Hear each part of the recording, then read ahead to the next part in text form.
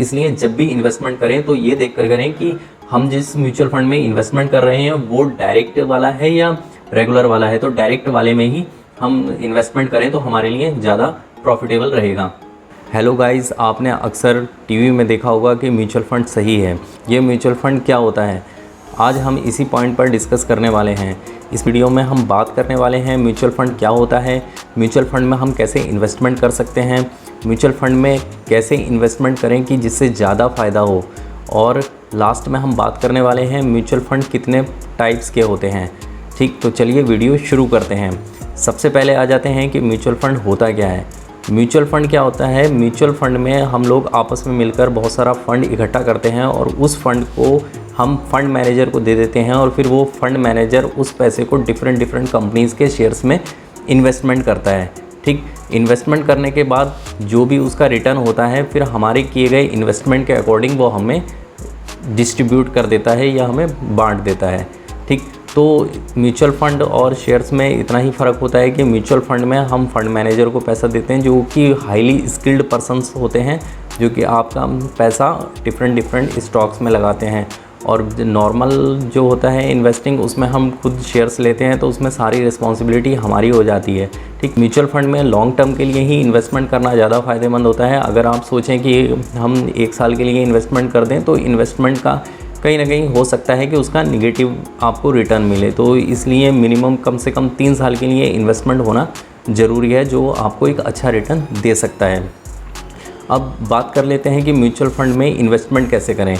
Mutual fund में investment करने के लिए हमारे पास डिफरेंट ब्रोकर्स होते हैं, जैसे ज़ीरोधा हो गया, ग्रो हो गया, या डिफरेंट बैंक सिक्योरिटीज़ होती हैं जैसे ICICI bank securities, axis bank securities, HDFC bank securities.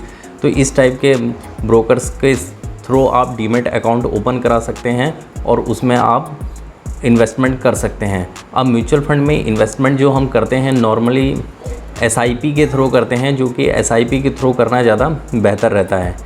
Normally mutual fund 2 types के होते हैं, जिसमें पहला हो सकता है रेगुलर म्यूचुअल फंड और दूसरा होता है direct mutual fund. Regular mutual fund में क्या होता है, जैसे अगर हम बैंक के थ्रू कोई भी म्यूचुअल फंड खरीदते हैं तो उसमें एज अ ब्रोकर बीच में बैंक होता है। तो उसमें क्या होता है, बैंक जो होता है उसमें अपना कुछ परसेंटेज लेता है, तो हो सकता है आपको जो लास्ट में रिटर्न मिले उसमें अपना कुछ वर्किंग परसेंटेज काट के आपको रिटर्न दे। और अगर हम बात करें डायरेक्ट म्यूचुअल फंड में, तो डायरेक्ट म्यूचुअल फंड हम डिस्काउंट ब्रोकर के थ्रू लेते हैं। अब डिस्काउंट ब्रोकर क्या होते हैं, जैसे ज़ीरोधा हो गया, ग्रो हो गया, ये डिस्काउंट ब्रोकर होते हैं। इनके थ्रू हम डायरेक्ट म्यूचुअल फंड में इन्वेस्टमेंट करते हैं। तो उसमें क्या होता है, कोई ब्रोकर नहीं होता, जिसकी वजह से हमारा जो कोई वर्किंग चार्ज एक्स्ट्रा नहीं कटता। मतलब सपोज ये हो जाता है कि जो हमारा एक्सपेंस रेशियो है, मतलब जिस म्यूचुअल फंड में हम इन्वेस्ट कर रहे हैं तो उसमें कुछ एक्सपेंस रेशियो होते हैं।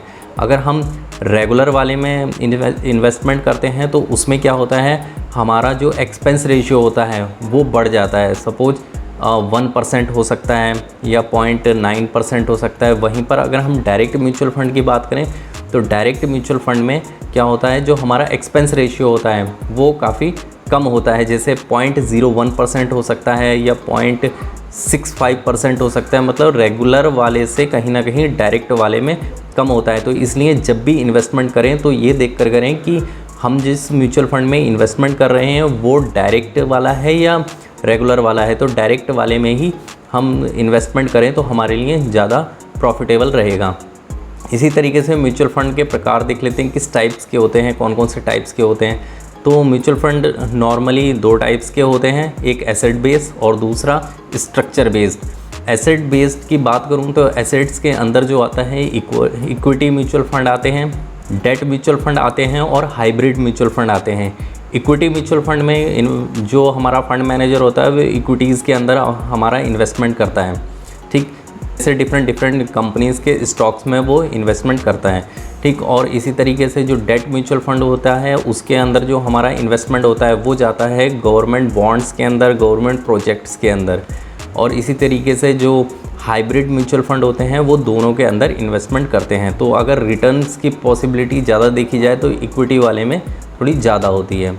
और स्ट्रक्चर बेस्ड की बात करें तो इसमें 3 टाइप्स के होते हैं, जिसमें ओपन टाइप होता है, क्लोज टाइप होता है, इंटरवल टाइप का होता है। ओपन टाइप में आप कभी भी इन्वेस्टमेंट कर सकते हो और कभी भी आप वहाँ से अपना इन्वेस्टमेंट निकाल सकते हो, ठीक। और क्लोज टाइप में वन टाइम इन्वेस्टमेंट करोगे, जब उसका टाइम पीरियड पूरा हो जाएगा, मान लीजिए 10 साल का टाइम पीरियड है, तो 10 साल के बाद ही आपको उसका रिटर्न मिलेगा और आपका अमाउंट पूरा मिलेगा, ठीक। और लास्ट वाला जो है इंटरवल टाइप का है। इंटरवल मतलब इसमें बात करें तो हो सकता है कि हर 2 महीने पे आपको इन्वेस्टमेंट करना है, 3 महीने पे इन्वेस्टमेंट करना है, या 2 महीने पर ही आप अपना जो इन्वेस्टमेंट है वो निकाल सकते हो, या 4 महीने पर ही निकाल सकते हो। तो इस तरीके से इंटरवल दिए जाते हैं। तो जो सबसे बेस्ट रहता है वो ओपन टाइप का रहता है या इक्विटी टाइप का रहता है। ओपन टाइप में आप कभी भी इन्वेस्टमेंट कर सकते हो और कभी भी निकाल सकते हो। जैसे अगर आप ज़ीरोधा में जाते हो, ज़ीरोधा के कॉइन में जाते हो, ज़ीरोधा का जो कॉइन ऐप है वो आपको म्यूचुअल फंड में इन्वेस्टमेंट करने के लिए अच्छा पाथ प्रोवाइड कराता है। उसमें आप क्या कर सकते हैं, आप कभी भी इन्वेस्टमेंट कर सकते हैं और एवरी मंथ एसआईपी बना के इन्वेस्टमेंट कर सकते हैं और कभी भी उसमें निकाल सकते हैं, ठीक। और अगर आप कंपाउंडिंग की पावर देखना चाहते हैं तो म्यूचुअल फंड में इन्वेस्टमेंट ज़रूर करें। म्यूचुअल फंड में इन्वेस्टमेंट करने का एक सबसे बड़ा फ़ायदा ये है कि आप इसमें एसआईपी बना सकते हो, systematic investment plan. Every month आप 100 रुपये, 500 रुपये, 1000 रुपये, 2000 रुपये, 10,000 रुपये, जैसा भी आपका इन्वेस्टमेंट है, जैसे भी आपकी अर्निंग है, उस हिसाब से पर मंथ आप इसमें इन्वेस्टमेंट कर सकते हो। और उससे भी बढ़िया बात ये रहती है म्यूचुअल फंड में कि अगर आप इस मंथ में इन्वेस्टमेंट दे रहे हैं और अगले मंथ में आप नहीं देना चाहते हैं या आपके पास नहीं है, तो वहाँ पर आप अपनी एसआईपी को पॉज कर सकते हैं और फिर उससे नेक्स्ट मंथ में दे सकते हैं, या फिर 3 महीने के बाद भी स्टार्ट कर सकते हैं। जहाँ से आपने पॉज कराया उसके आगे आप धीरे धीरे एवरी मंथ कर सकते हैं। मतलब ये है कि आप पर किसी भी टाइप का, यहाँ पर किसी टाइप का फोर्स नहीं होता कि आपको इन्वेस्टमेंट करना ही करना है। इसमें क्या होता है, आपने अपनी एसआईपी स्टॉप की और पॉज की, और पॉज करने के बाद में आप इसको दोबारा स्टार्ट कर सकते हैं और आपका इन्वेस्टमेंट दोबारा स्टार्ट हो जाएगा। तो म्यूचुअल फंड में इस तरीके की फैसिलिटी होती है जिसकी वजह से इन्वेस्टमेंट करना और इन्वेस्टमेंट का जो रिटर्न होता है उसको निकालना बहुत ही आसान होता है। तो अगर आप पावर ऑफ कंपाउंडिंग देखना चाहते हैं तो mutual fund is the best technique. अगर ये वीडियो आपको अच्छी लगी हो तो वीडियो को लाइक ज़रूर करें, शेयर ज़रूर करें और चैनल को सब्सक्राइब करना ना भूलें। फिर मिलते हैं किसी नेक्स्ट वीडियो में किसी नेक्स्ट टॉपिक के साथ। तब तक के लिए धन्यवाद।